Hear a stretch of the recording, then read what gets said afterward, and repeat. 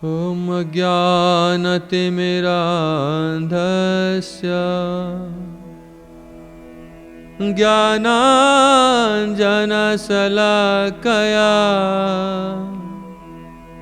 चक्षुरोन्मीलितं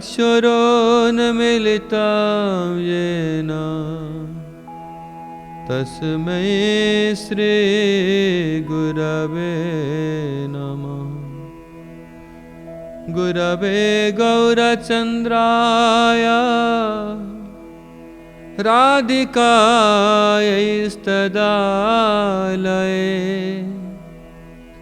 कृष्णाय कृष्णभक्ताय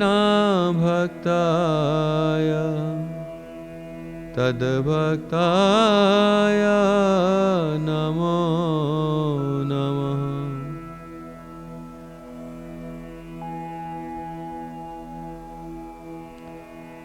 श्रीमद् भगवद गीता प्रथम अध्याय प्रथम श्लोक।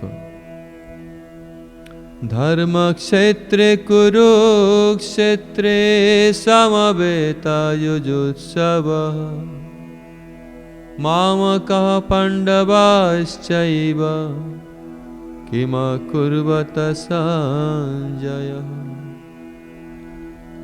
हम लोग ये श्रवण किया था कि ये श्लोक धृतराष्ट्र ने अपने सचिव, अपने मंत्री संजय को ये पूछा है। ये प्रश्न, इस प्रश्न को इन्होंने क्यों पूछा था, इसके संबंध में हम लोग श्रवण किया था। आज हम लोग श्रवण करेंगे कि धृतराष्ट्र, हम लोग जानते हैं कि वो अधर्म की मूर्ति हैं, लेकिन ये कैसे हुआ कि धृतराष्ट्र ने इस क्षेत्र को धर्म क्षेत्र के रूप में बतलाया। धर्म क्षेत्र, कुरुक्षेत्र, इसलिए यहां शब्दों का वैशिष्ट्य है।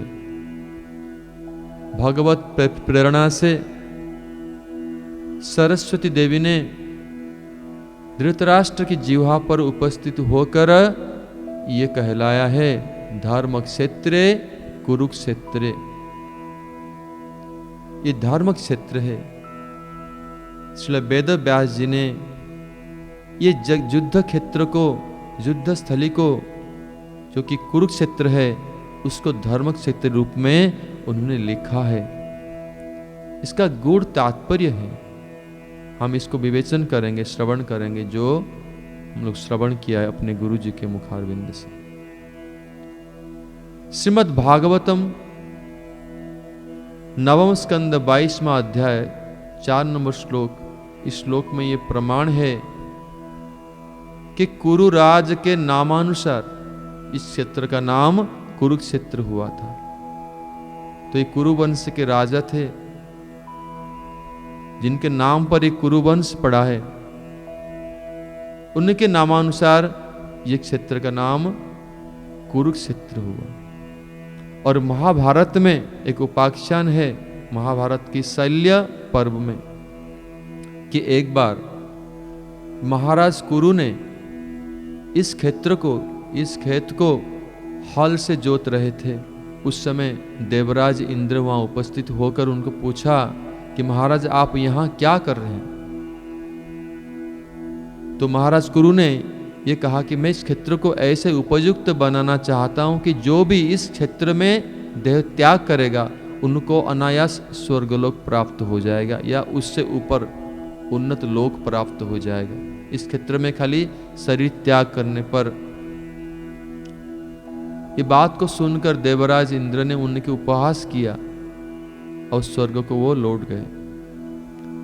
बाद में यहाँ कुरु महाराज ने अपना कार्य में बड़े उत्साह के साथ उस क्षेत्र को हल के साथ उसको कर्षण करने लगे। और बाद में इंद्र ने देवताओं की परामर्श से वहां आकर गुरु महाराज की निष्ठा को उन्होंने प्रशंसा किया एवं देवताओं की परामर्श से गुरु महाराज को उन्होंने वरदान भी दिया कि इस क्षेत्र में जो भी देह त्याग करेगा या यहाँ मृत्यु वरण करेगा या युद्ध में यहाँ वध होगा, इस सभी को स्वर्गलोक प्राप्त होगा, स्वर्गलोक या ब्रह्मलोक भी प्राप्त होगा। इसीलिए भगवत इच्छा से, भगवान श्री कृष्ण की इच्छा से इस क्षेत्र को युद्ध क्षेत्र के रूप में चयन किया गया था, ताकि सभी का कल्याण हो इस क्षेत्र में। जाबाल उपनिषद में यह वर्णन किया गया है कि कुरुक्षेत्र देवताओं के यज्ञ स्थली है। केवल देवताओं के नहीं, प्राणी मात्र के यज्ञ स्थली है। यज्ञ स्थली पवित्र होता है, जिस स्थली पर यज्ञ करने से सिद्धि प्राप्त होता है। यज्ञ पुरुष भगवान श्री कृष्ण प्रसन्न होते हैं। यहाँ यज्ञ करने से अनायास एक व्यक्ति को स्वर्गलोक या उससे ऊर्ध्व ब्रह्मलोक तक प्राप्त हो जाता है। श्रुति शास्त्र में शतपथ ब्राह्मण श्रुति, उसमें ये वर्णन किया गया है, कुरुक्षेत्रम देव यजनमाश तस्माद आहु कुरुक्षेत्रम देव यजनम। अर्थात ये कुरुक्षेत्र देवताओं के यज्ञ स्थली है, इसलिए ये है कुरुक्षेत्र की महिमा। शास्त्र के अनुसार, शास्त्र के वर्णन के हिसाब से एक कुरुक्षेत्र का स्थिति कहाँ है न, सरस्वती नदी, दृशद्युति नदी, ये दोनों नदी के मध्यवर्ती स्थान जो है वो कुरुक्षेत्र है। यहाँ पुराण में कुरु महाराज से पहले इस स्थान में क्या हुआ था, इसका वैशिष्ट्य क्या था। यहाँ महर्षि मुद्गल तथा महाराज पृथु ने यहाँ तपस्या किया था। ये उनकी तपस्या स्थली है, अर्थात उनकी तपस्या से ये भूमि पहले से ही पवित्र है। भगवान परशुराम जी ने जब अत्याचारी क्षत्रियों को विनाश करने के उपरांत यहाँ आकर इस कुरुक्षेत्र में 5 अलग अलग स्थानों में यज्ञ किया था, इसलिए इसका पहला नाम था समंत पंचक। परवर्ती अवस्था में महाराज कुरु के नाम पर ये कुरुक्षेत्र के नाम पर प्रसिद्ध हुआ, और ये महाराज कुरु के वंशज हैं। ये पंडु धृतराष्ट्र तथा पांडव और कौरवगण, जो कि आज इस युद्ध क्षेत्र में, इस कुरुक्षेत्र में एकत्रित हुए हैं युद्ध करने के लिए। धर्म क्षेत्र कुरुक्षेत्र, जो कि धृतराष्ट्र ने प्रश्न किया कि इस कुरुक्षेत्र नामक धर्म क्षेत्र में मेरे पुत्रगण और पांडवगण एकत्रित होकर क्या किया, अर्थात युद्ध करने के लिए एकत्रित हुए हैं। ये प्रश्न किस लिए आया, मैंने पहले श्रवण किया था, क्योंकि धर्म क्षेत्र है, इसी कारण। और यहाँ धर्म क्षेत्र जो कि प्रथम शब्द है इस श्लोक का, विशेष वैशिष्ट्य है। हम लोग श्रवण करेगा है गुरु वर्गों के मुख से कि धर्मंतु साक्षात भगवत प्रणीतम, धर्म को स्थापन करने वाले भगवान स्वयं होते हैं। धर्म को प्रणयन करने वाले, धर्म को स्थापन करने वाले, धर्म को प्रवर्तन करने वाले स्वयं भगवान श्री कृष्ण ही है। अर्थात इस क्षेत्र में वो धर्म प्रणयन करने के लिए जा रहे हैं या धर्म स्थापना के कार्य को प्रारंभ कर रहे हैं। ऐसे कार्य भगवान करने जा रहे हैं इस क्षेत्र में, जो कि धर्म संस्थापन करेगा। इसलिए इस क्षेत्र को धर्म क्षेत्र कहा गया है। धर्म और क्षेत्र 2 शब्द की ये समावेश है। क्षेत्र माने कोई भी खेत, खेत क्षेत्र कहा जाता है।